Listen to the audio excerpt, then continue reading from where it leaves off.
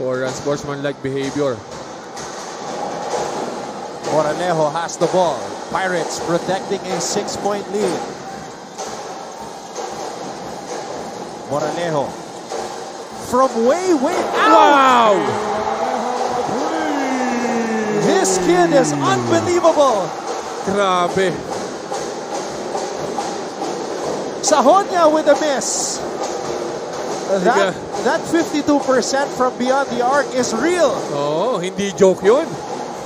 He just ran a simple ball screen on top. He got the mismatch on against Yuki and Andrada. Tinansya niya lang eh. Ang layo pa eh.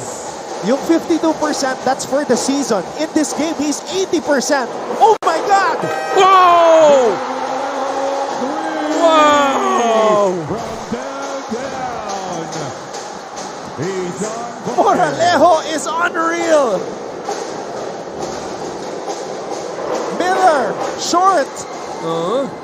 Good box out para dito sa mga Gray. Ayun sa LPU. They just need to run the clock. They have 12-point lead. Moralejo aatake. Moralejo! Tuloy-tuloy. The LPU Pirates with a tidal wave of a run. I am struggling to find the words to describe what Neil Moralejo just did. Yan yung una, eto yung pangalawa.